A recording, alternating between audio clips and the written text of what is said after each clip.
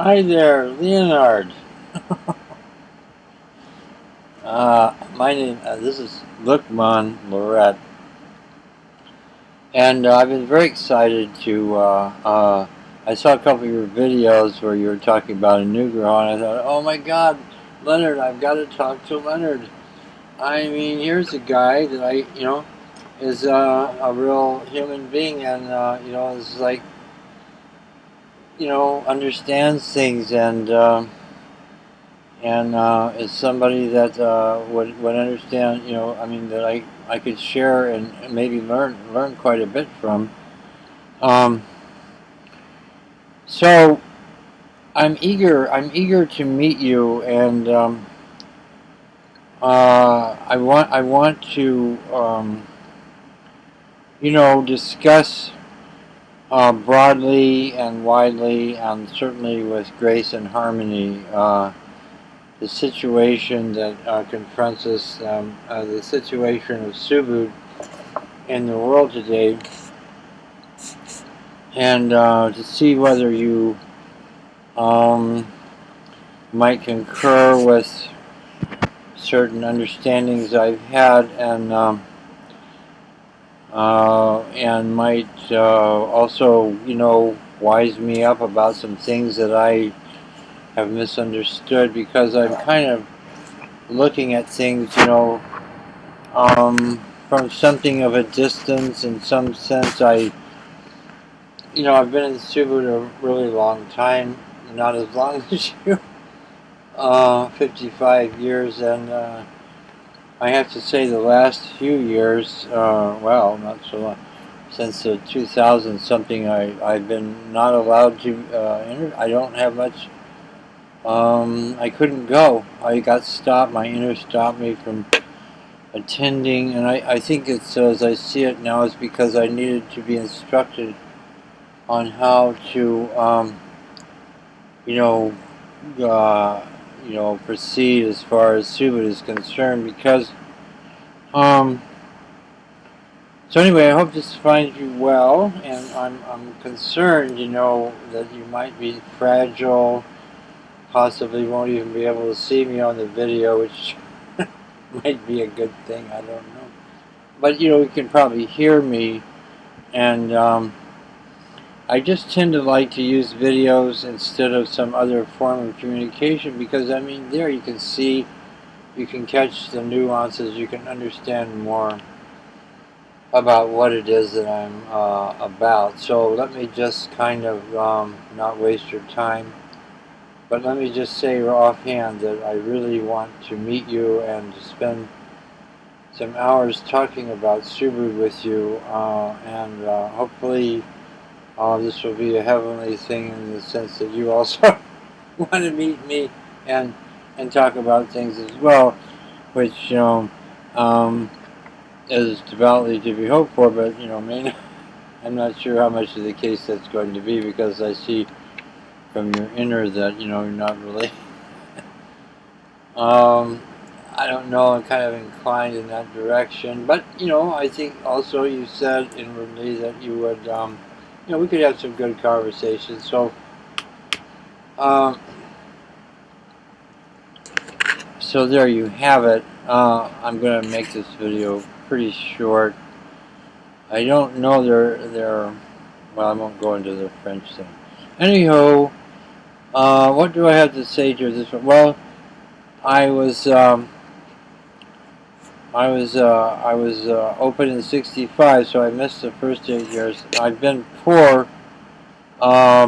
relatively speaking, pretty poor the entire time that I've been in Subud, and I think that's been good. But not that I haven't worked. I've been doing carpentry work, and it's a finish type carpentry work mostly. Construction and cabinets and things like that, and some interior decorating of my own. And so I understand. That whole thing that you can see. I used to be. I'm revisiting it, but you can see where things need to be. And I had, had a strong drive. But once I passed 63, the drives on the responsibilities kind of just poof, vanished away. I thought I would die then, but I didn't. And I think it was actually, anyway. So my point is this, that as I was opened, I received a movement, my head moved from one side to the other. And that was the first time, as Subi said, that I use that name because that's the name the angel gave him, and I always think it works pretty good. Okay, call him Subu or Baha, whatever you want. But anyway, as he said, this movement that you receive, it's the first time you've ever had a movement like that, and it certainly was for me. And so things went from there. I've always had, I've been very fortunate and had good luck with the exercise. And but anyway, the reason I'm talking about that first movement was because many years later, I think in the late 70s or something, I'm not sure. Anyway, an angel came visit me. I was having some rather strong experiences. I didn't want to go to bed at night because it was so terrifying, because I watched myself vanish. Things like that. Anyway, along that time, the angel came and told me that the movements that I had when I was first opening, it was because it meant that I was subud-minded. And Baba talked about being subud-minded, in other words, caring and being concerned about the thriving of Subu, of the gift in the world. And that's always kind of been in the background with me, and sometimes quite often, in the foreground. I felt it very strongly to see and be happy when things were going well, and not so happy when they haven't been. And so I'll tell you a funny experience. I was in Montreal. Was it Montreal? No, I think it was Montreal, and I was having trouble. I had trouble going to, or it might have been, no, it was Montreal. And I was having trouble going to one of Bob's talks. That day, I went to go, I was ready, and they wouldn't let me in. I couldn't go in. And I was getting quite agitated because, who wants to miss Bob's talk? And so I was out in the hallway and everything. And so after a while, I waited, and so after a while I was able to go in. And it was just in time to hear Sharif give the translation of Babak. I was talking, he said, and at the time when he translated, he said, well, Babak looks around the room, he sees there's nobody here who's in the room who's subud-minded. And I just thought that was funny because I wasn't there. But I came in right afterwards. Yeah. But, a bunch of things happened. I struggled.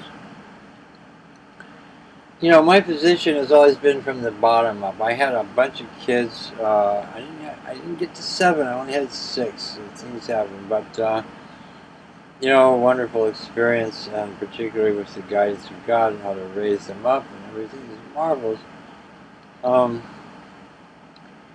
But always on the bottom, the poorest, or the person who couldn't afford this and that and things. I mean, we made our way, but never having a position.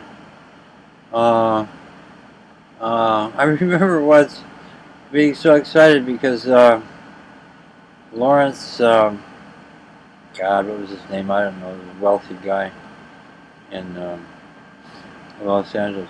Anyway, they had nominated me to be chairman of the Los Angeles committee, and I was so excited to do it.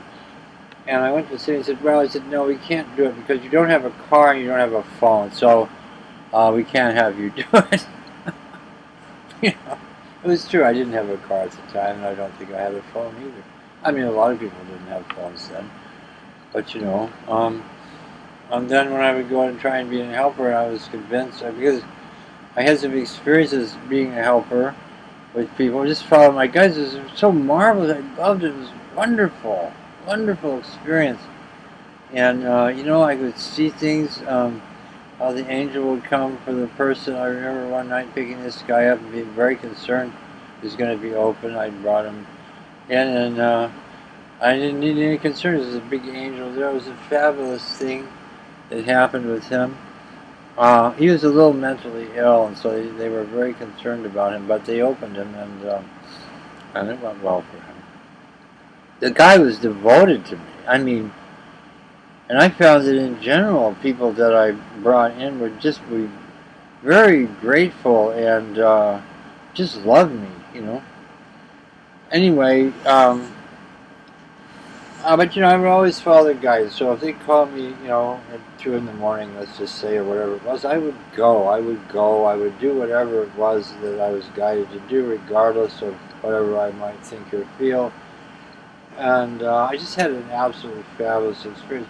But when I went to go and get to be a helper, I remember looking around the room in LA, and all I could see was a bunch of devils sitting in chairs.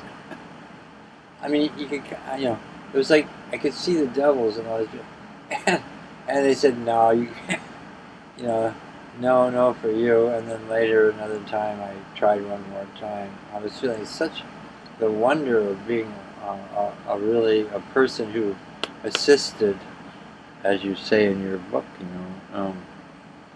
Bafak and Subi, as they call him, that, assisted him. Because the new members, I found in my experience in Subi, that's the whole thing right there, the new member. The new member, you can't just da-da-da and then leave them to their own devices, because they need to be tended to. And you need to be, if they want to. Some of them don't, they don't need it. But a lot of them do. And even the ones that don't do sometimes, even though they don't like to admit it. But, why? Because they have their friends. And their friends, may not be against Subu. But I found in life that if you don't support something, actually, you're against it. So, they would advise them about Subud and, as in, why don't you just go to church, or, whatever it might be. And then they would advise themselves, being brainwashed. Almost every person in the world is brainwashed. And so they have their own thoughts, so they talk themselves right out. Subud. So in the early years, I noted when I first came in, I was already 65, but when I first came in over here in the U.S., it was a marvelous conglomeration of people, most of which I never would have had anything to do with. I think you probably had the same kind of thing. Being an artist, I mean, you would never be dealing with, some of those people. Or maybe you thought differently, I don't know. But the thing was, so I noticed that there was there were quite a few African Americans and quite a few Latinos,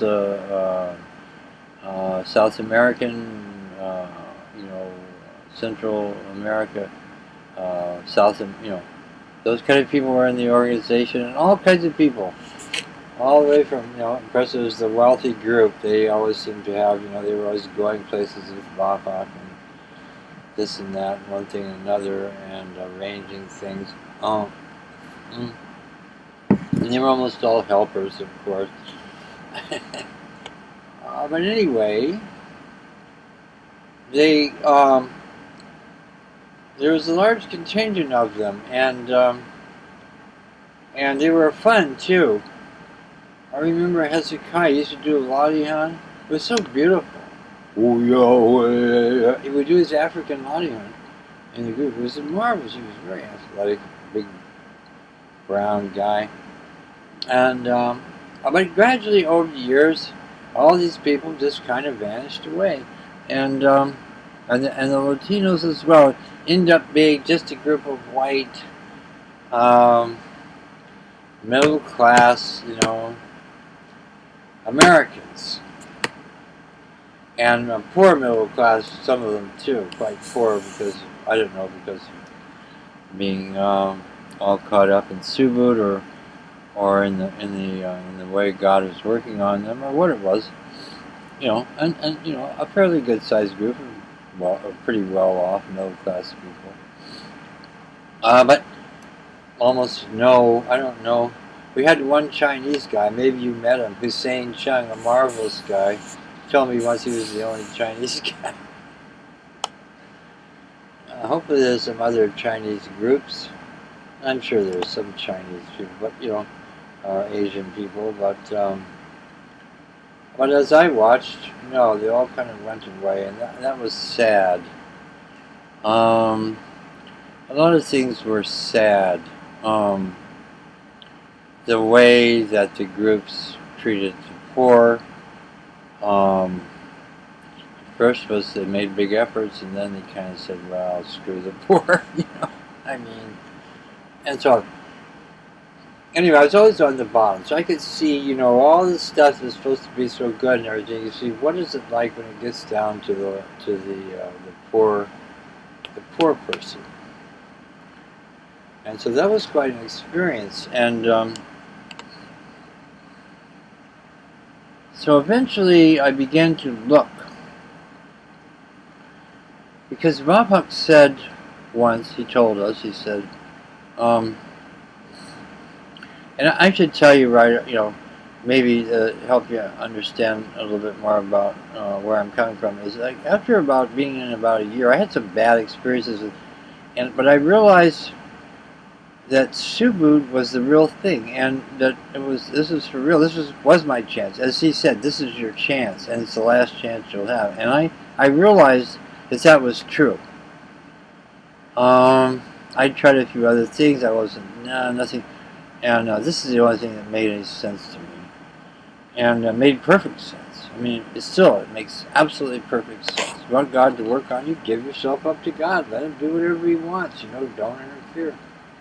And sure enough, He does. And so it's always made perfect sense. But, God, what was I talking about? Good Lord, here we go. 17 minutes in, and I've blanked out. Oh yeah, I was trying to explain. So I determined. I said, okay, this is it. I'm going for it. I'm not going to look back 100%. And so I've always done that. So I've always been 100% in, as much as I could. As much as I could. I didn't stop. So naturally, and that's what Subud said, you need to be like that. So naturally, I had a good experience in Subud, and all the things that he said would happen, happened, and on schedule and everything else. And so I've had a great Subud experience, and I see that you have as well, which I'm very happy about. But anyway, so oh yeah. So, after a number of years, because Subud used to say to us, he'd say, well, check. If don't just believe Brahma, check in your inner and see if it's true or not. So every now and then, I would. I mean, most of the stuff he said, it was so marvelous, you needed to check nothing. And he was like, oh my God, that's right, what he said, that's right. And you could have all that great wisdom he gave us. And whenever I would check with him, it would always be, yeah. It would always be, yeah. So, but one day, when we got, and I don't know the translation, I'm not going to be an apologist for Subud, but the thing is, whatever it was, he had been talking about the Subud organization. He said, well, we don't really need, and the translation was, we don't really need God to form. It's just a normal organization. And so we don't need to go to God and ask about how to form an organization, that kind of thing. And so, and you can see his point. Sure, yeah. I mean, let's not get crazy here. I mean, you have as he said, it's simple. You have a committee, a chairman, blah, blah, blah, a treasurer, and so on. And there you have it. So, I mean, just do it. Just do it. So, I thought, okay, something, and I thought, I'm going to check that. And lo and behold, to my surprise, and I think It's the only time. Maybe I've forgotten something, but maybe not. It's the only time I ever went to check on something he said, and it didn't come out. Yeah, it came out. No, no. And if I extrapolate this, like no, because you need God to guide your organization. And so I can tell you now, looking back, boy, gosh, I mean, it would have been great if everything he'd ever said was yes, because he said he made mistakes and stuff and so on. But that's the only one I ever found, in that sense of things I ever checked. The only one, and I didn't know what to do with it at the time, and I didn't say nothing about it. I was thinking, I mean, how could I? There's the great, Subi. I mean, I remember when he first came around, I'm thinking, oh yeah, spiritual guy. Don't, because Americans, they all think, we're all like, we're all good here, and nobody. We don't have a spiritual kind of hierarchy, so we don't think of people being more advanced, and then we go, oh my God, it's you, blue black. Please tell us what to do, and that kind of thing. But after I been around him for a short period of time, I don't know, a visit or two, why I gave it up, because I said, wow, look what happened to him. I must have missed that boat, because he was just like so far on down the road. Oh, and so I gave that up. So I didn't know what to do with this thing. It wasn't right. So anyway, along that period of time, I'm going to make this half an hour. That's going to be it. And I'll make some more later, hopefully. Son will be back from tennis pretty soon. Yeah, my three boys are in Cebu. They do Lonnie. We do Lonnie Hunt together over the phone. Three of us do, and the other one hasn't done it yet. But wow, strong Lonnie Hunts. Anywho, I said to myself, what? What's going on here? What is the difficulty? And I began to pursue it. I got so agitated. I remember my inner saying, stop. Don't do this anymore. Don't think about, because I was writing stuff down. Don't think about Subaru. Don't do it. Just don't do it. So I stopped.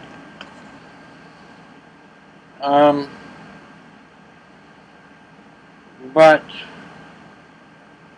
because I had a certain experience, which was just great, I'm telling you, it was the best, was one day I was in my room in the early years in Hollywood. I was living in Hollywood, of all places. I was in my room in the poor section of Hollywood. I was in my room, and because I tried so hard. I was trying really hard. She said, well, you tried so hard, we want to show you. He showed me about the guidance of God. And the thing about the guidance of God is that when it comes, you just follow it. You don't say, oh, blah, blah, blah, and I'll have to do this later, and that's a great idea. I feel good about that, but, not right now because I'm busy eating my dinner or whatever it is. Or I think, no, you just follow it. And so I did that. And they showed me. It was a great feeling. And so then they told me to take a walk to somebody's house. I knew the person wasn't home. I was almost certain they weren't home. A student, a girl named Sushila, which I met on the corner. But off I walked. And I had such a marvelous walk. I felt so good inwardly. I was just, it was marvelous, marveless. And I got over there, and she wasn't there. I don't know if her black cat was there. But I knew she, so I waited around for a little while. I didn't question too much. And then I walked back. I had a marvelous walk going back, and I saw something, and I took that up. I took up following the guidance, when it would come. And, it would come, I don't recall in the oldest, but I mean, it was there and all the important things. and it completely altered my way of doing things.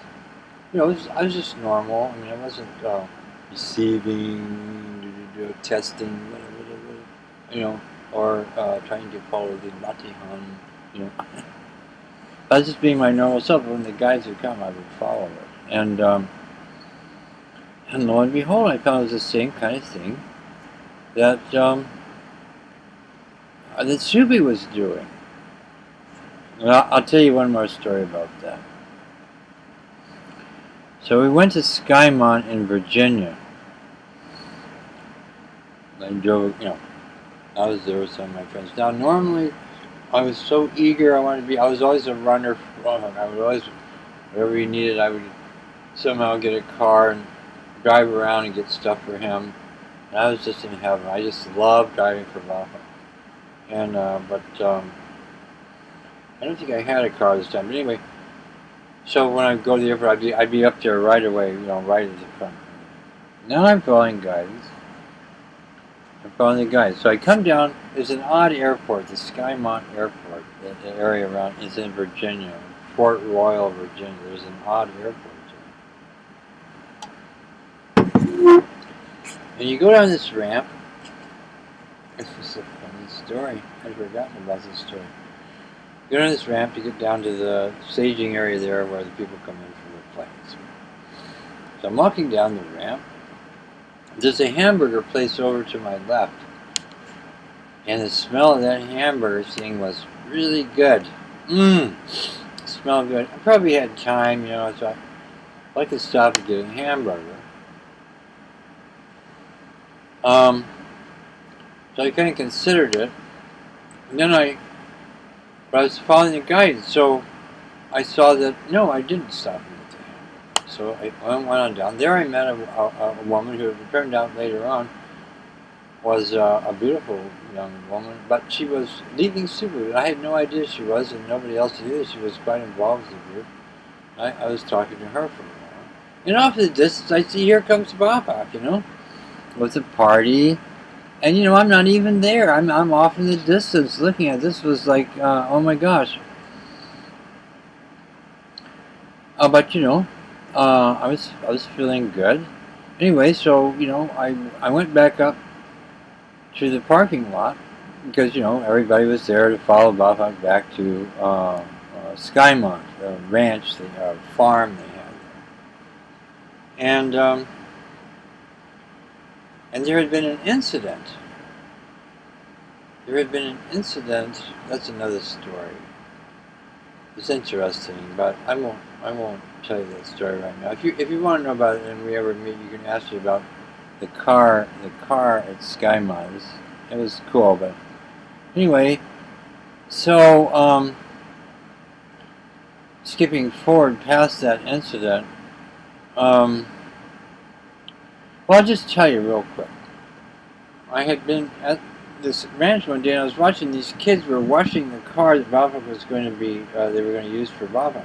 And they were acting up, they were being very disrespectful and just, you know, the forces were just all over me. They were just, it was the way they were behaving was just no good, how they washed that car. So, you know, the day that he came, all the big wigs and everybody and the big cars and everything, they were all there in a line. They had Bavak's car. But when I came out, I met my friend Hussein Chung. He happened to have a Mercedes-Benz. He was an entrepreneurial guy. Sometimes he had money and sometimes he didn't. And he called out to me and says, yo, come on, get in my car. You can go with me. Him and his daughter, Roberta. Oh, wonderful little Asian girl. Just so loving. Everybody loved her. She sat on my lap. I was in the back seat. I was having a great time. So Hussein was pretty alert. He knew things, so he was kind of by the side of the path we were going to go on. So because sometimes they just all disappear. And there was a commotion, and I can't recall what it was, but something happened with the car. They couldn't get the trunk up. They couldn't get the trunk to open, so they had to use another car. So now they're all scurrying off to get another car. Then right near where we were, up he drives, and he goes into the parking lot, and he's staying there, and all these people are wondering around, they're going, well, he hasn't left yet. For some reason, he's still here. And so they said, well, why? And so, Hussein was on the ball, as I say, Chinese guy, became a guru. Maybe you've heard of him after a while. He's had a bunch of things about him. He became a guru for a while. Anyway, he's asking, we're asking, they said, what's going on? I said, well, Babak has wanted to get a hamburger and has ordered the hamburger. And so everybody went, oh, he's going to eat something. So they all thought, well, so they all went lounging around. So they weren't anywhere near, or they weren't near their cars or anything. They were set up for this. I mean, there was no urgency to get in the car and get ready because Babak was going to have a hamburger. And then all of a sudden, a few minutes later, we see, very shortly after that, we see the car. You know how Babak's car just moves, becomes easy, moving out of the parking lot, is backing up. And we shouted over and said, what's going on? He said, Babak changed his mind. No hamburgers. So he drove off, and there was just me and Hussein there. Hussein was also not wealthy. He had that Mercedes. I don't know how he got it, but he wasn't a wealthy guy. And so, he was quick, so he popped right behind him. And we drove down that thing. It was the thing you mentioned in your story. I mean, you saw that angel there. I didn't see an angel, but I can tell you that we were behind him in that car. I didn't feel it, and then we were the only people on the road. There was the road, it was not a big busy highway. It was like 4 lanes or something like that, out there in Fort Royal. But there was nobody there except for us, and they were in front of us. There may have been the odd car off and something, but basically just the two of us, and the feeling coming off of that car. The feeling I was having, I felt like I was in paradise. I mean, I felt so good, you wouldn't believe it. And that went on for quite a while.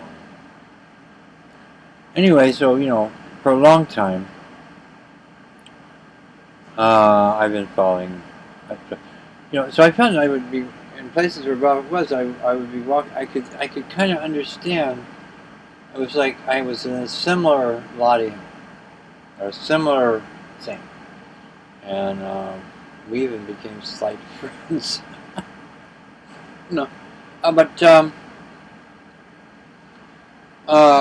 So because that's another story. I won't tell that story now. I can't keep going on like this. So anyway, all these things are about what I discovered about the organization of Subud.